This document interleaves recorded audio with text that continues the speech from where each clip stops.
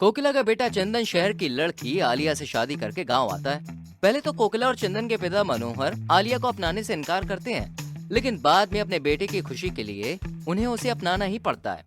आलिया के ससुराल में जेंट्स और लेडीज दोनों रात में अलग अलग कमरों में सोते हैं। सुन ले ओए शहर की छमक छल्लो, तू आज रात अपनी ननद जेठानी और मेरे साथ अलग कमरे में सोएगी और तेरा पति जेठ और ससुर तीनों अलग कमरे में सोएंगे।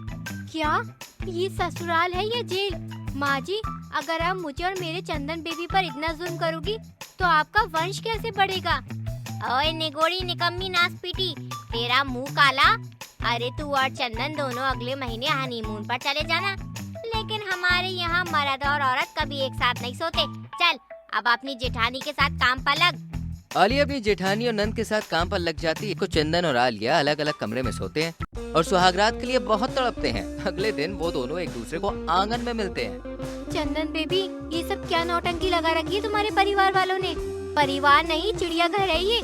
बेबी, मुझसे कंट्रोल नहीं हो रहा है। कितने सपने सजाए थे अपनी सुहागरात के मैंने।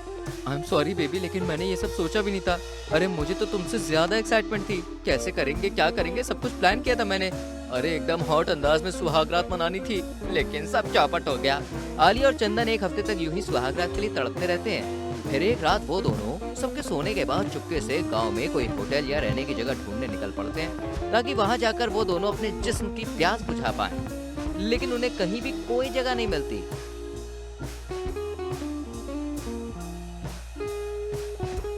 और इतने में तेज धुआंधार बारिश होती है। व्हाट द फसाद, अब हम क्या करें? बेबी, वहाँ पर वो झोपड़ी दिखाई दे रही है, वहाँ चलते हैं। दोनों झोपड़ी में जाते हैं। झोपड़ी अंदर से गंदी होती है और बारिश का पानी अंदर भी टपक रहा होता है, लेकिन उसके बावजूद आलिया और चंदन अकेलेपन का फायदा उठाकर एक दूसरे को किस करते हैं और मामला किस से सीधे सुहागरात तक पहुँच जाता है और दोनों फाइनली अपने अंदर की जलती हुई आग को बुझाने लगते हैं। टिप टिप बरसा पानी, पानी में आग लगाई। आग लगी दिल में तो दिल को तेरी याद आई।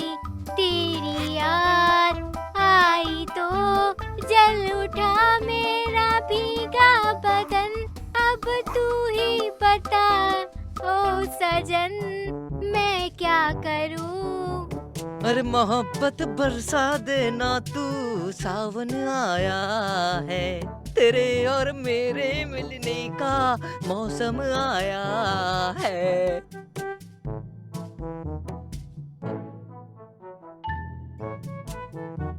आलिया और चंदन बारिश के ठंडे मौसम में झोपड़ी के अंदर सुहागरात मनाते हुए टेम्परेचर हाई कर देते हैं।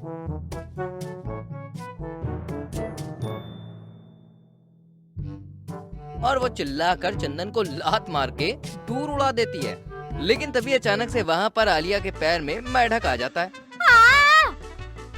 तभी वहाँ पर अचानक से गांव वाले इकट्ठा हो जाते हैं और उन दोनों को झोपड़ी में सुहागरात मनाते हुए देखकर दोनों को बंदूक की नोक पर रख लेते हैं और उनके परिवार को भी बुलाया जाता है। अरे कल मुही करम जली डाकन चुड़ैल, तेरी वजह से मेरा बेटा भी मरेगा। इतनी क्या आग लगी थी कि तुमसे रहा ही नहीं गया। चुप रहिए आप सब। हमने जो किया है वो सब आप लोगों के दबाव की वजह से किया है। अरे क्यों आप लोग हमें चैन से जीने नहीं देते? और क्यों लड़की और लड़का में अब तक फर्क करते हैं? आलिया बिल्कुल सही कह रही है। अरे दुनिया इतनी आगे निकल चुकी है, अगर दो पति पत्नी एक साथ नहीं रह सकते तो वो शादी भी क्या शादी है? लड़की और लड़का दोनों को बराबर का दर्जा मिलना चाहिए ना।